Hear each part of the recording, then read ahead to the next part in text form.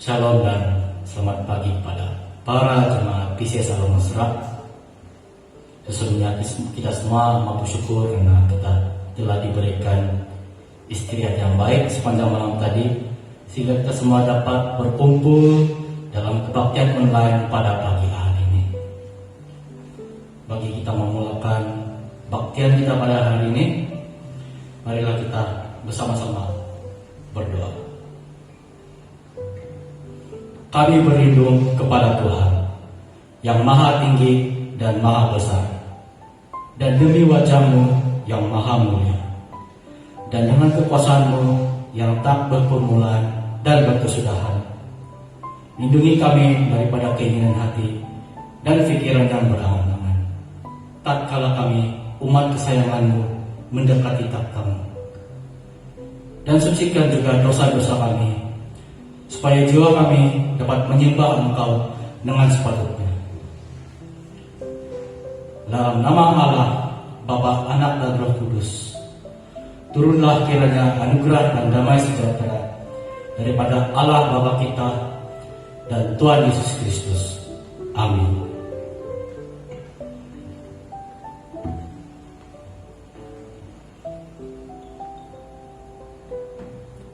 Saya mengajak para jemaat untuk bersama-sama menyanyikan lagu ini, yaitu Longoy nomor 1, Umur Mat Do Kinoringan.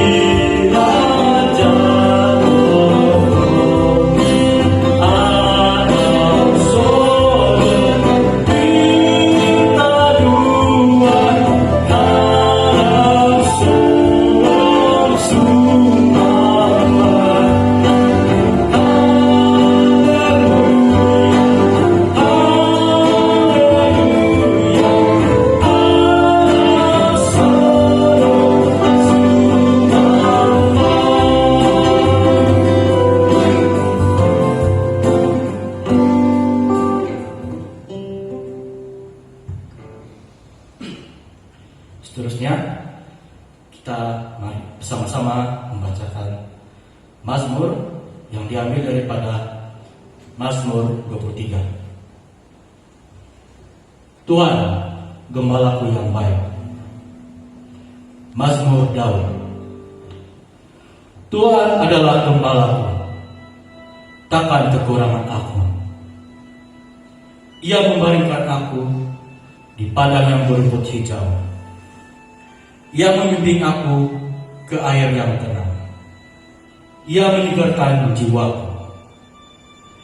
Ia menuntun aku di jalan yang benar oleh karena nama-Nya. Sekalipun aku berjalan dalam lembah kekelaman, aku tidak takut bahaya, sebab Engkau besertaku. Gadamu dan tongkat-Mu, itulah yang menghibur aku. Engkau menyediakan hidangan bagiku di hadapan lawanku. Engkau mengurapi kepalaku dengan minyak, pialaku penuh melimpah.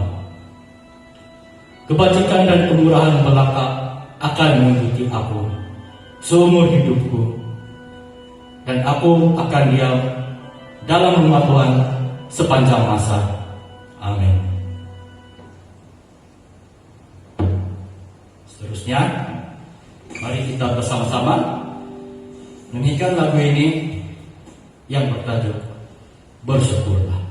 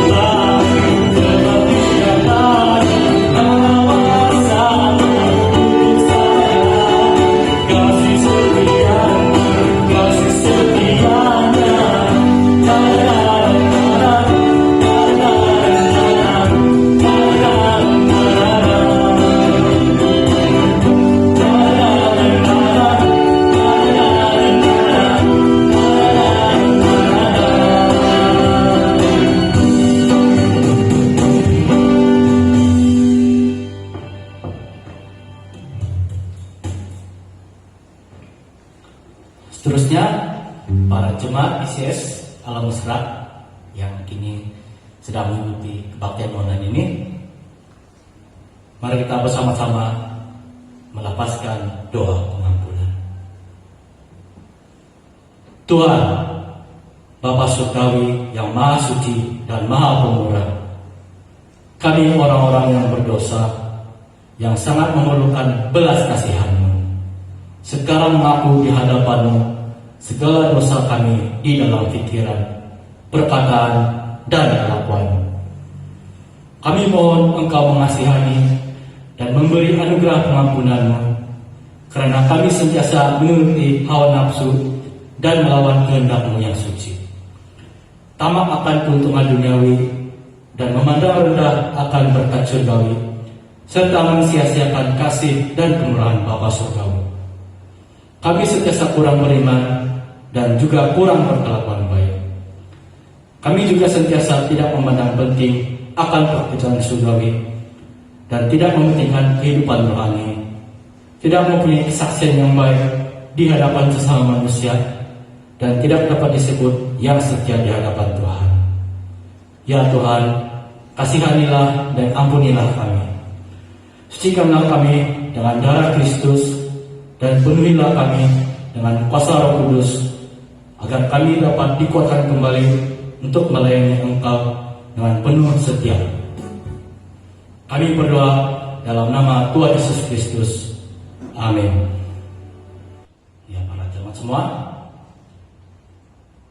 mari kita bersama-sama menyanyikan lagu ini, yaitu Bau Daso.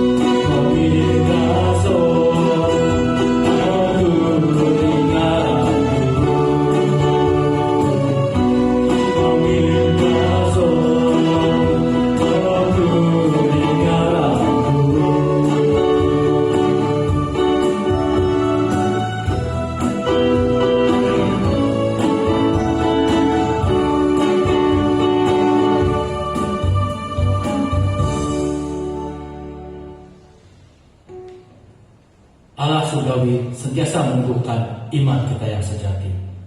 Oleh itu, marilah kita mengisytiharkan iman kita dengan bersama-sama melafazkan, aku percaya kepada Allah, Bapa yang Maha Kuasa, Khalik langit dan bumi, dan kepada Yesus Kristus, Anak yang tunggal Tuhan kita, yang dikandung daripada Roh Kudus, lahir dari anak darah Maryam, yang menderita di bawah pemerintahan Pontius Pilatus, disalibkan, mati dan dikuburkan, turun ke dalam kerajaan maut, pada hari yang ketiga bangkit pula dari antara orang mati, naik ke surga, duduk di sebelah kanan Allah, Bapa yang Maha Kuasa, dan dari sana Dia akan datang untuk menghakimi orang yang hidup dan yang mati.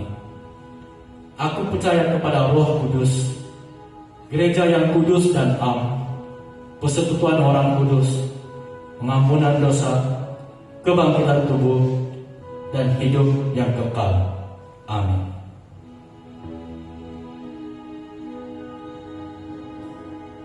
Umur Madid Aman, Omit Tanah, Omit Sungguhna,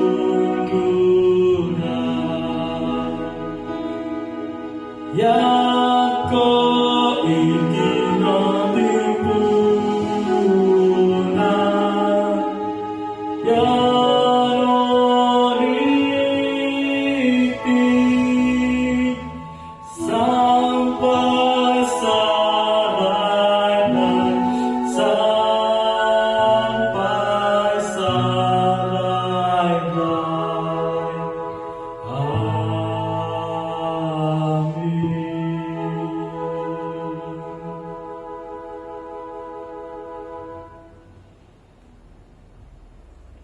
Sebelum kita mendengar khotbah daripada hamba Tuhan yang akan berkhotbah dan berkongsi firman Allah pada hari ini, marilah kita bersama-sama menyanyikan lagu ini, yaitu Longoi 67, Yesus Koruang Toko.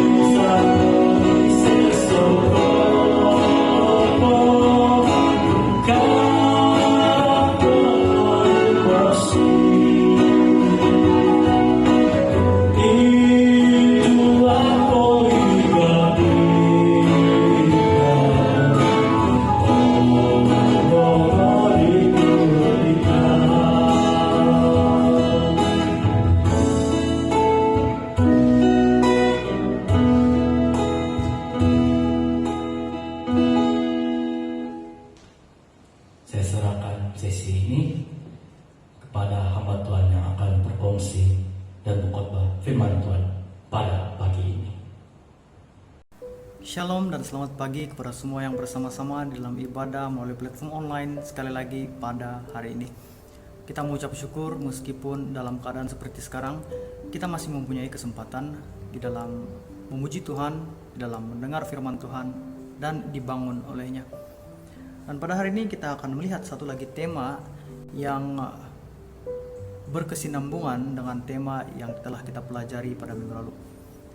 Dan tema pada hari ini ialah berkat dari Tuhan yang pasti. Dan teks diambil daripada 1 Raja-Raja pasal yang ke-18 ayat yang pertama dan ayat yang ke-20 hinggalah ayat yang ke-39. Dan saya akan bacakan ini dalam terjemahan bahasa Indonesia kepada kamu semua. Saya bacakan. Dan sesudah berapa lama datanglah firman Tuhan kepada Elia dalam tahun yang ketiga. Pergilah perlihatkan dirimu kepada Ahab, sebab aku hendak memberikan hujan ke atas muka bumi ini. Ayat yang ke-20. Ahab mengirim orang ke seluruh Israel dan mengumpulkan nabi-nabi itu ke Gunung Karmel. Lalu Elia mendekati seluruh rakyat itu dan berkata, "Berapa lama lagi kamu berlaku timpang dan bercabang hati? Kalau Tuhan itu Allah, ikutilah Dia. Dan kalau Baal, ikutilah dia." Tapi rakyat itu tidak menjawabnya sepatah kata pun. Lalu Elia berkata kepada rakyat itu, "Hanya aku seorang diri yang tinggal sebagai nabi Tuhan. Padahal nabi-nabi Baal itu ada 450 orang banyaknya. Namun baiklah diberikan kepada kami 2 ekor lembu jantan. Biarlah mereka memilih seekor lembu, memotong-motongnya, menaruh ke atas kayu api, tetapi mereka tidak boleh menaruh api. Aku pun akan mengolah lembu yang seekor lagi, meletakkannya ke atas kayu api, dan juga tidak akan menaruh api. Kemudian biarlah kamu memanggil nama Allahmu, dan aku pun akan memanggil nama Tuhan. Maka Allah yang menjawab dengan api, dialah Allah." Seluruh rakyat menyahutnya, katanya, "Baiklah demikian." Kemudian Elia berkata kepada nabi-nabi Baal itu, "Pilihlah seekor lembu dan olahlah itu dahulu, karena kamu ini banyak. Sesudah itu panggillah nama Allahmu, tetapi kamu tidak boleh menaruh api." Mereka mengambil lembu yang diberikan kepada mereka, mengolahnya, dan memanggil nama Baal dari pagi sampai tengah hari. Katanya, "Ya Baal, jawablah kami." Tetapi tidak ada suara, tidak ada yang menjawab. Sementara itu mereka berjingkat-jingkat di sekeliling mezbah yang dibuat mereka itu. Pada waktu tengah hari, Elia mulai mengejek mereka. Katanya, "Panggillah lebih keras. Bukankah dia Allah? Mungkin ia merenung, mungkin ada urusannya, mungkin ia berpergian, barangkali ia tidur dan belum terjaga." Maka mereka memanggil lebih keras serta menoreh-noreh dirinya dengan pedang dan tombak, seperti kebiasaan mereka, sehingga darah bercucuran dari tubuh mereka. Sesudah lewat tengah hari, mereka kerasukan sampai waktu mempersembahkan korban petang. Tetapi tidak ada suara, tidak ada yang menjawab, tidak ada tanda perhatian. Kata Elia kepada seluruh rakyat itu, "Datanglah dekat kepadaku." Maka mendekatlah seluruh rakyat itu kepadanya, lalu ia memperbaiki mezbah Tuhan yang telah diruntuhkan itu. Kemudian Elia mengambil 12 batu, menurut jumlah suku keturunan Yakub. Kepada Yakub ini telah datang firman Tuhan, "Engkau akan bernama Israel." Ia mendirikan batu-batu itu menjadi mezbah demi nama Tuhan dan membuat satu parit sekeliling mezbah itu yang dapat memuat 2 sukat benih. Ia menyusun kayu api, memotong lembu itu dan menaruh potong-potongannya di atas kayu api itu. Sesudah itu ia berkata, "Penuhilah 4 buyung dengan air dan tuangkanlah ke atas korban bakaran dan ke atas kayu api itu." Kemudian katanya, "Buatlah begitu untuk kali keduanya," dan mereka berbuat begitu untuk kedua kalinya. Kemudian katanya, "Buatlah begitu untuk ketiga kalinya," dan mereka berbuat begitu untuk ketiga kalinya. Sehingga air mengalir sekeliling mezbah itu, bahkan parit itu pun penuh dengan air.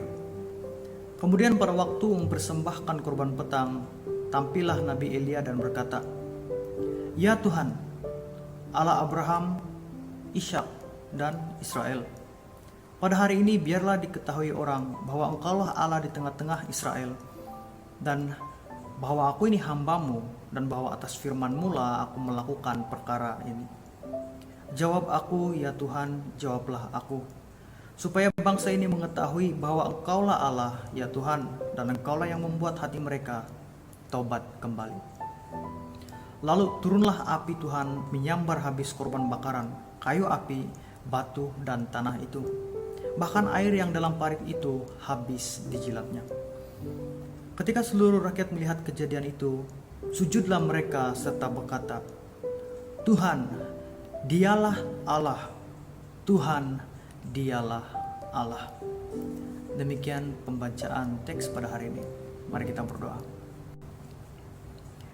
Bapa yang bertakhta di dalam kerajaan surga, kami sangat mengucap syukur karena kesempatan untuk mempelajari firman Tuhan pada hari ini.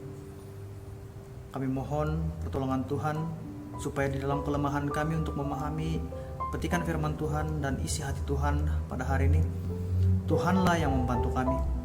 Dan biarlah apa yang kami pelajari pada hari ini tidak hanya sekadar menjadi pengetahuan bagi kami, tetapi boleh menjadi satu pegangan bagi kami di dalam kami menguruskan kehidupan kami sebagai anak-anak-Mu. Pimpin kami Tuhan di dalam pembelajaran pada hari ini. Kami serahkan sesi kali ini dalam tangan Tuhan. Mohon Tuhan berbelas kasihan kepada kami. Di dalam nama Yesus kami berdoa. Amin. Jemaat-jemaat yang dikasihi Tuhan, dari dalam lubuk hati setiap manusia yang terdalam, kita mengharapkan dan menginginkan untuk diberkati. Berkat yang bagaimana yang kita inginkan? Berkat seperti kehidupan yang baik, kesehatan yang baik, keluarga yang baik, hidup yang selesa dan cukup di dalam dunia. Karena secara jujur, apabila kita bercakap mengenai berkat rohani yang saya jelaskan pada minggu lalu, ramai di kalangan kita merasakan bahwa berkat rohani ini tidak relevan. Dan ada juga yang tidak memahami apakah ini berkat rohani. Berkat rohani yang sempurna yang dikatakan di dalam Alkitab seakan-akan masih sangat jauh untuk kita kecapi. Dan kita tidak tahu bila kita akan merasakan berkat rohani ini. Disebabkan oleh pemahaman seperti ini, setengah orang mereka memandang rendah berkat rohani dan kurang memberikan tumpuan di dalam hal memperolehi berkat rohani ini. Mungkin ada yang pernah mendengar seseorang mengatakan, "Upamu besar di surga." Dengan gurauan, ada yang mengatakan juga, "Upah di bumi di mana?" Daripada gurauan ini saja sudah terbit di dalam pikiran kita, di dalam pemahaman kita bahwa berkat rohani merupakan berkat yang kita akan perolehi nanti dan bukan sekarang. Tetapi jemaat-jemaat yang sangat-sangat dikasihi Tuhan, tahukah kita bahwa bermula daripada kehidupan inilah kita sebenarnya mulai mengumpulkan berkat rohani ataupun harta di surga. Seperti kata Yesus, "Kumpullah hartamu di surga. Di sana gegat dan karat tidak akan merosakkannya, dan pencuri tidak dapat mencurinya," yang tertulis dalam Matius 6 ayat yang ke-20. Persoalannya ialah bila bermula. Sekarang waktu kita bermula. Bagaimana mengumpul harta di surga, berkat di surga? Yang pertama, seperti yang dikatakan di dalam Alkitab yang kita baca, kita mengikuti Yesus. Kita melayani Tuhan di dalam pelayanan-pelayanan yang ada. Kita mengasihi Tuhan melalui mengasihi sesama. Dan banyak respon-respon bagaimana selayaknya kita hidup sebagai orang yang percaya kepada Tuhan. Mentaati firman Tuhan sebagai contoh. Ini semua adalah respon kita terhadap berkat yang sudah disediakan bagi kita. Respon kita terhadap apa yang telah diberikan kepada Tuhan yang belum kita terima sekarang, tapi nanti kita akan terima, tapi sudah disediakan oleh Tuhan bagi kita. Dan sewaktu kita menjalani kehidupan kita di dalam dunia ini, kita juga sebenarnya, sadar atau tidak sadar, sudah mulai merasakan berkat-berkat yang menggambarkan sedikit sebanyak mengenai berkat rohani yang Tuhan telah janjikan kepada setiap yang setia dan yang percaya serta menurut perintahnya nanti. Di dalam arti kata lain, kita sudah mulai merasakan sekilas gambaran berkat-berkat yang Tuhan telah sediakan bagi kita. Jika kita merasakan pada hari ini dengan berkat yang Tuhan telah curahkan dalam kehidupan kita, tidak kiralah di dalam bentuk kesehatan yang baik, keluarga yang baik, kecukupan material, dan kita merasa sangat senang menerima berkat ini, bayangkan apabila kita menerima secara penuh dan secara sempurna berkat yang Tuhan telah janjikan kepada orang yang setia dan percaya sampai akhir hidup mereka. Namun yang menyedihkan, saudara dan saudari yang dikasihi Tuhan, perkataan nanti menyebabkan setengah kita lalai, cuai, dan tidak mementingkan hal ini. Dan apabila Tuhan mendisiplinkan kita karena kita lalai dan tidak mementingkan pekerjaan surgawi, pelayanan dan penyembahan kepada Tuhan, dengan sangat mudah kita meninggalkan Tuhan, mempersalahkan Tuhan. Dan ada juga di kalangan kita yang beralih kepada berhala-berhala. Saudara dan saudari yang dikasihi Tuhan, berkat Tuhan itu pasti kepada siapa yang setia dan percaya kepada Tuhan sampai akhir hidupnya. Dan dalam teks ini, inilah yang berlaku pada bangsa pilihan Allah sendiri, yaitu bangsa Israel. Mereka beralih kepada berhala-berhala. Sedikit konteks teks kita pada hari ini. Di dalam teks kita pada hari ini, kita melihat kepada salah satu pelayanan Nabi Elia menentang 400 nabi-nabi Baal di Gunung Karmel, dewa sembahan bangsa asing ketika itu. Ketika itu, seperti yang kita baca tadi dalam ayat yang pertama, sudah 3 tahun hujan tidak turun di tanah itu. Bayangkan saja jika ketika itu sumber makanan utama adalah daripada hasil tanaman dan hasil ternakan yang dipelihara oleh mereka. Apabila tidak ada hujan, sudah semestinya itu merupakan krisis yang terbesar pada zaman itu. Keadaan panik dan bimbang menyebabkan manusia mencari sumber pengharapan, mengharapkan berkat, bantuan, dan pertolongan. Namun, pertolongan yang diminta oleh bangsa itu bukanlah kepada Tuhan, tapi diarahkan kepada berhala, yaitu Baal. Namun tanpa mereka sadari, khususnya kepada Raja Ahab, raja yang memerintah Israel pada ketika itu, yang mendatangkan kecelakaan kepada tanah itu adalah dia sendiri. Karena dia menyembah kepada Baal dan bukan menyembah kepada Tuhan, dan bukannya bertobat kepada Tuhan. Dia menyembah Baal karena mengikuti istrinya Isabel. Lihat di dalam ayat yang ke-17b hinggalah ayat yang ke-18. Saya bacakan kepada kamu. Sudah Ahab melihat Elia, ia berkata kepadanya, "Engkaukah yang mencelakakan Israel?" Ahab berkata kepada Elia. Jawab Elia kepadanya, "Bukan aku yang mencelakakan Israel, melainkan engkau ini dan kaum keluargamu. Sebab kamu telah meninggalkan perintah-perintah Tuhan, dan engkau telah mengikuti para Baal, kata Elia kepada Raja Ahab. Elia mengatakan kepada Raja Ahab bahwa bukan dia yang mencelakakan Israel, tetapi ini merupakan hukuman daripada Tuhan. Mengapa mereka berhadapan dengan situasi krisis seperti ini? Karena pertama-tama sekali Raja Ahab berpaling daripada Tuhan dan menyembah Baal. Nah, sedikit sebanyak mengenai dewa sembahan Raja Ahab, yaitu Baal. Nah, dewa Baal adalah dewa yang kononnya berkuasa untuk memberi hujan dan tanah yang subur. Dalam arti kata lain, dia boleh mengawal cuaca. Nah, selain itu, Baal juga dikenali sebagai raja para dewa-dewa.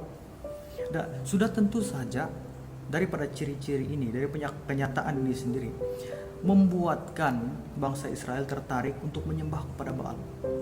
Dan kita kena pahami konteks pada ketika itu.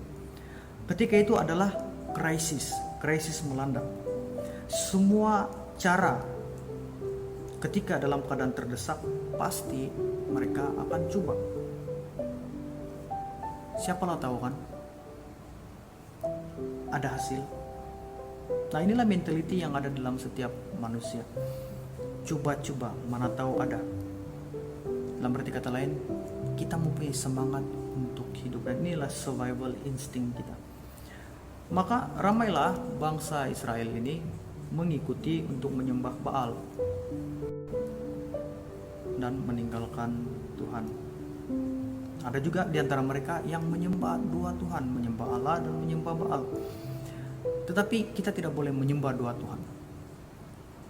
Kata Tuhan, tidak boleh menyembah dua Tuhan, karena kamu akan mengasihi yang satu dan membenci yang satu. Dan ini yang dilakukan oleh bangsa Israel pada ketika itu. Masalahnya ialah ketika mereka menghadapi krisis, mereka tidak berbalik dan bertobat kepada Tuhan, tetapi datang kepada berhala. Oleh itu, setelah beberapa lama melihat keadaan ini, Tuhan berfirman kepada Elia untuk datang kepada Raja Ahab, karena Tuhan akan memberikan hujan kepada tanah itu setelah sekian lama. Tapi sebelum itu, Tuhan melalui Nabi Elia harus membuktikan terlebih dahulu bahwa Allah yang disembah oleh nenek moyang bangsa Israel adalah Allah yang esa dan Allah yang benar, dan bukanlah Baal. Nah, apa yang terjadi seterusnya ialah Elia mencabar nabi-nabi Baal. Kata Elia, hanya aku sendiri yang tinggal sebagai nabi Tuhan, padahal nabi-nabi Baal itu ada 450 orang banyaknya. Banyaknya Nabi Baal menunjukkan banyaknya pengikut-pengikut Baal pada ketika itu. Dan seterusnya Elia mengatakan, namun berikan kepada kami 2 ekor lembu jantan. Biarlah mereka memilih seekor lembu, memotong-motongnya, menaruhnya ke atas kayu api. Tetapi mereka tidak boleh menaruh api, kata Elia. Dan dia juga akan melakukan perkara yang sama seperti yang dilakukan oleh nabi-nabi Baal. Dan kemudian Elia mengatakan, kamu harus memanggil nama Allahmu, maksudnya memanggil Baal, dan dia juga akan memanggil nama Tuhan. Nah, siapa yang dijawab panggilannya oleh Tuhan yang mereka sembah, maka dialah yang dapat membuktikan bahwa Allah yang disembahnya adalah Allah yang benar. Dan semua bangsa-bangsa Israel pada ketika itu yang telah dikumpulkan oleh Ahab bersetuju untuk melihat siapakah Allah yang benar. Nah, setelah mereka mengadakan pertandingan ini, mereka coba membuktikan Allah mana yang lebih benar. Elia sempat mempersendahkan mereka karena sehingga tengah hari nabi-nabi Baal yang menyembah Baal ini tidak dijawab panggilannya. Bahkan mereka sampai menoreh badan mereka, sampai bercucuran darah. Tetapi Baal tidak menjawab dengan menurunkan api kepada korban bakaran yang telah disediakan di mezbah. Namun ketika tiba giliran Nabi Elia, api benar-benar turun dan membakar korban bakaran yang telah disediakan di atas mezbah. Nah, tidak hanya berhenti di situ, Tuhan juga menurunkan hujan di tanah itu setelah sekian lama tidak ada hujan. Ini merupakan satu kekalahan yang sangat-sangat memalukan yang dialami oleh pengikut-pengikut Baal. Bukan saja Tuhan mereka, yaitu Baal, tidak menjawab panggilan mereka untuk menurunkan api ke atas korban bakaran yang sudah disediakan oleh mereka di atas mezbah, meskipun mereka sudah berusaha sehingga menoreh badan mereka, darah bercucuran. Tapi Tuhan yang dikenali, Baal yang dikenali sebagai dewa yang mengawal cuaca, yang boleh memberikan hujan, tidak mampu menurunkan hujan. Tetapi Tuhan yang disembah oleh nenek moyang bangsa Israel mampu menurunkan hujan, mampu melakukan mukjizat yang luar biasa.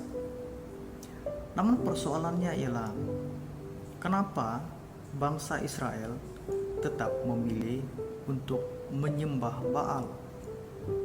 Kenapa? Kita paham kenapa bangsa asing menyembah Baal, karena itulah dewa yang disembah oleh nenek moyang mereka sejak zaman dahulu lagi. Namun bagi bangsa Israel, mereka sudah mengenal Tuhan yang sangat berkuasa, Tuhan yang membawa mereka keluar daripada tanah Mesir dengan penuh mukjizat, Tuhan yang membelah lautan bagi mereka, memberikan mereka mana ketika mereka kelaparan di padang gurun. Tetapi kenapa mereka menyembah Baal? Jawabannya ialah karena dua Tuhan lebih baik daripada satu Tuhan. Kalau Tuhan yang satu tidak jawab doa mereka dan permintaan mereka, mereka ada backup plan, dan Baal merupakan backup plan mereka. Sebab itulah mereka menyembah Baal. Nah, ini bukan saya reka-reka, tetapi terdapat di dalam 1 Raja-Raja pasal yang ke-18 ayat yang ke-21, di mana Elia bertanya kepada rakyat itu. Elia mengatakan, "Berapa lama lagi kamu berlaku timpang dan bercabang hati? Kalau Tuhan itu Allah, ikutilah dia, dan kalau Baal, ikutilah dia." Tetapi rakyat itu, bangsa Israel, tidak menjawab sepatah kata pun, karena mereka tahu bahwa mereka menyembah dua Tuhan dan tidak boleh memilih salah satu. Karena backup plan, kalau Allah yang satu tidak boleh menjawab doa, Allah yang satu mungkin boleh. Ini pikiran bangsa Israel pada ketika itu. Ternyata pilihan mereka untuk menyembah Baal adalah sesuatu yang salah, yang mendatangkan kecelakaan kepada negeri itu, tanah itu. Nah, jika ada satu hal yang kita perlu pelajari dalam kisah yang berlaku pada teks ini, hal itu ialah kadang-kadang kita mencari berkat daripada sumber yang salah, tempat yang salah,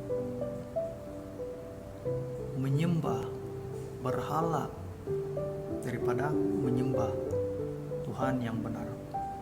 Akhirnya bukan berkat yang kita peroleh, namun rantaian masalah dan penderitaan yang kita alami setelah itu. Dan yang paling menyedihkan lagi, jika kehidupan kerohanian kita juga turut menerima kesan negatif hasil daripada kita melakukan penyembahan kepada berhala dan bukannya kepada Tuhan yang benar. Nah, dalam dunia ini yang serba modern pada ketika ini, berhala-berhala kita mungkin bukan lagi Baal ataupun dewa-dewa. Namun seiring dengan peredaran zaman pada ketika ini, berhala-berhala kita berbentuk dalam banyak cara. Namun akar bagi setiap penyembahan berhala ialah hati kita berpaling daripada Tuhan. Hati kita tidak lagi mengasihi Tuhan. Kita tidak lagi setia kepada Tuhan. Mempunyai dua Tuhan seperti yang dilakukan oleh bangsa Israel kuno pada ketika itu. Apakah maksud saya? Manusia yang menyembah kesenangan dunia melalui limpahan harta dan berkat material, dan bukan menyembah Tuhan yang memberikan berkat kesenangan itu. Saya tidak menafikan bahwa kita semua memerlukan berkat material, kita semua mahukan kesehatan yang baik, kita semua mahukan apa yang baik yang kita boleh alami dalam dunia ini. Kita mahukan kecukupan, keselesaan dalam hidup. Tapi perlu kita ingat bahwa tidak ada salahnya untuk menikmati apa yang ada dalam dunia ini. Tidak ada salahnya menginginkan apa yang ada dalam dunia ini. Dan Tuhan juga tidak melarang kita sama sekali untuk menikmati kehidupan yang Tuhan telah berikan kepada kita. Karena segala sesuatu ada waktunya. Ada waktu untuk kita merasakan nikmat jerih payah yang telah kita lakukan, yang telah kita alami. Apabila kita bekerja, kita mendapat hasil dan kita menikmatinya. Itu semua biasa dan tidak dilarang oleh Tuhan. Namun yang menjadi kebimbangan ialah apabila hati kita sudah fokus kepada hanya mencari berkat kesenangan dalam dunia, dan itu menjadi keutamaan jika dibandingkan daripada harta abadi. Berkat material, kesenangan dalam dunia boleh hilang dalam sekelip mata. Tapi kenapa kita mengutamakan itu lebih daripada berkat yang disediakan yang tidak akan hilang selama-lamanya oleh Tuhan? Karena Alkitab mengajar kita di mana harta kita berada, di mana semua yang baik yang kita miliki berada, disitulah hati kita berada. Kita tidak boleh menyembah dua Tuhan, karena pada akhirnya kita akan meninggalkan Tuhan yang satu, membenci Tuhan yang satu, dan mengasihi yang satu lagi.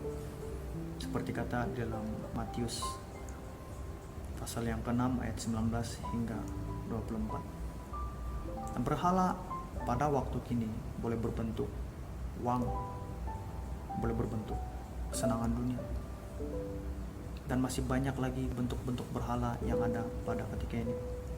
Nah, bagaimana kita mengetahui itu adalah berhala? Ketika kamu mengasihi sesuatu melebihi kamu mengasihi Tuhan, itu ialah berhala. Saudara dan saudari yang sangat-sangat dikasihi Tuhan, mengenali siapa Tuhan kita adalah sesuatu yang sangat-sangat penting.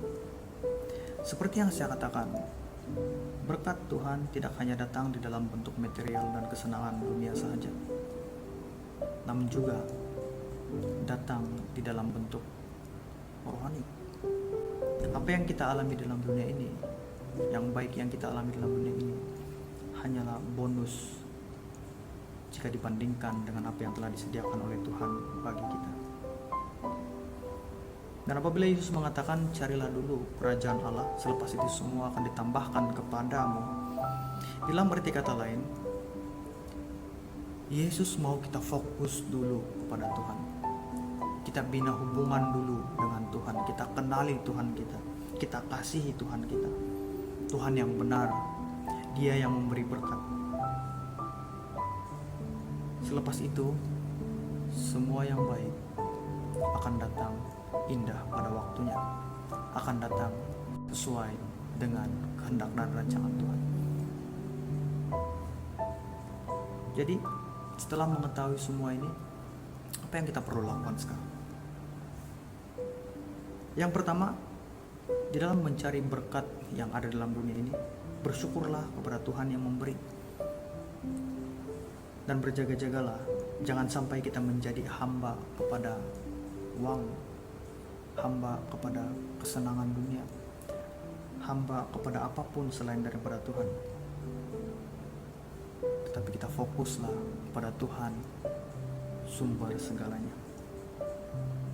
Dan hal yang kedua ialah bersyukurlah karena cepat atau lambat, setiap kita yang percaya dan yang setia sampai akhir hayat kita pasti akan menuai dengan sorak-sorai. Dalam arti kata lain, berkat yang Tuhan janjikan kepada siapa yang percaya dan setia sampai akhirnya adalah berkat yang pasti. Semoga pelajaran pada hari ini dapat memberikan sedikit sebanyak bekalan kita dalam perjalanan kita menuju kematangan di dalam Kristus, di dalam perjalanan kita mengenali Tuhan kita, di dalam perjalanan kita pulang ke rumah Bapa. Semoga Tuhan yang memberkati dan menjaga kita semua walau dimanapun kita berada. Mari kita berdoa.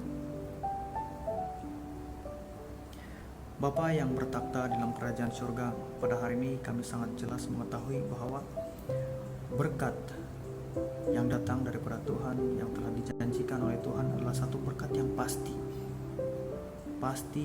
akan dinikmati dan diterima kepada siapa yang setia dan percaya sampai akhir hayatnya. Dan kami sangat bersyukur mengetahui hal ini, karena meskipun apa saja keadaan yang kami alami sekarang, di dalam kesusahan, di dalam penderitaan, tidak mengalami berkat dan kelimpahan di dalam dunia, tetapi berkat yang dijanjikan oleh Tuhan, berkat yang sempurna, adalah sesuatu yang pasti akan diterima kepada setiap yang setia dan percaya. Kami bersyukur atas pengetahuan ini dan mohon Tuhan yang membantu kami untuk setia dan percaya sehingga akhir hayat kami. Di dalam kesempatan ini juga Tuhan, kami mau tetap berdoa untuk keadaan sekeliling kami. Banyak hal yang berlaku, masalah pandemik belum lagi berakhir, dan kami sangat rindu untuk bersua muka, untuk melakukan aktiviti-aktiviti seperti sebelum waktu pandemik. Jika Tuhan mau, Tuhan boleh menghentikan pandemik ini. Tapi Tuhan, bukanlah kehendak kami yang terjadi, tapi biarlah kehendak Tuhan yang terjadi. Karena setiap apa yang terjadi, meskipun kami melihat secara negatif, tapi rancangan Tuhan indah pada waktunya. Dan kami mau pegang atas janji Tuhan dan tetap setia dan percaya. Pada waktu yang sama Tuhan, kami juga mau berdoa bagi jemaat-jemaat yang berada di mana saja pada ketika ini.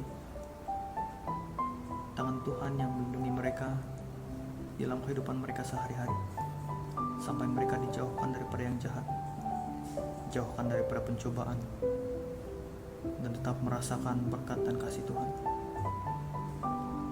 Seluruh keberadaan kami dan juga keluarga kami mau serahkan dalam tangan Tuhan. Kami mohon Tuhan yang berbelas kasihan. Terima kasih Tuhan. Masih banyak hal yang kami tidak sempat katakan, kami tidak sempat nyatakan, tapi Tuhan melihat keperluan, dan jadilah kehendak Tuhan. Dalam nama Yesus kami berdoa. Amin. Terima kasih atas firman Tuhan yang telah dikongsikan dan dikotbahkan oleh hamba Tuhan kita sebentar tadi. Untuk mengangkat firman Tuhan dan juga menyokong firman Tuhan yang telah dikongsikan oleh hamba Tuhan kita sebentar tadi, marilah kita bersama-sama menyanyikan lagu ini, yaitu Sampai Memutih Rambutku.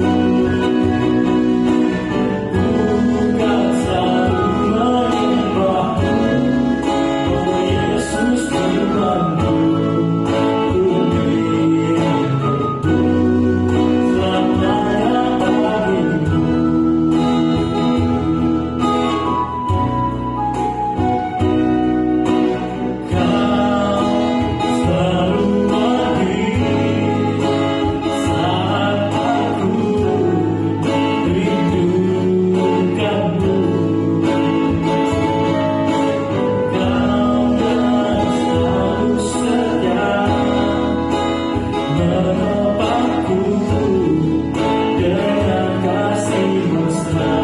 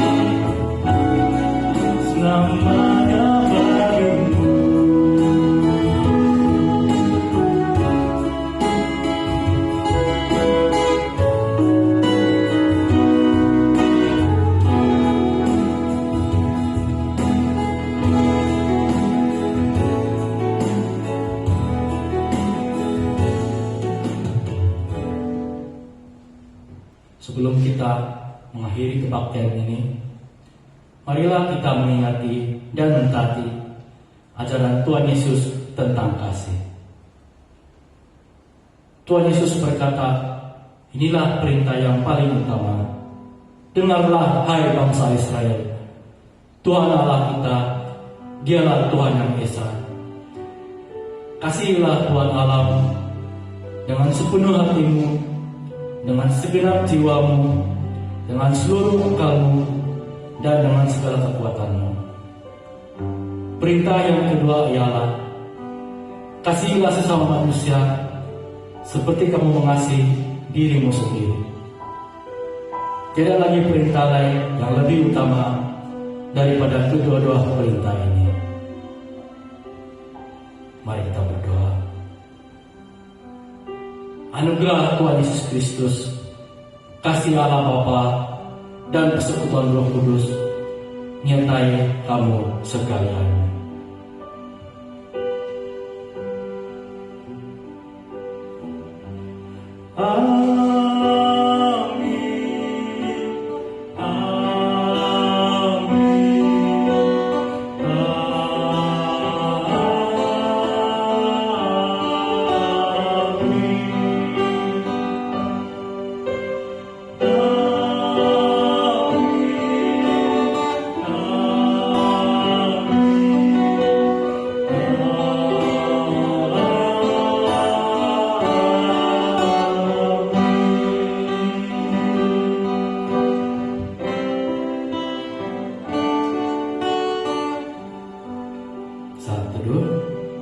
Waktu kita pada pagi ini selesai. Pada semua jemaat bisnis Salam Mesra di mana saja berada, terima kasih atas apa yang ada pada pagi ini. Semoga kita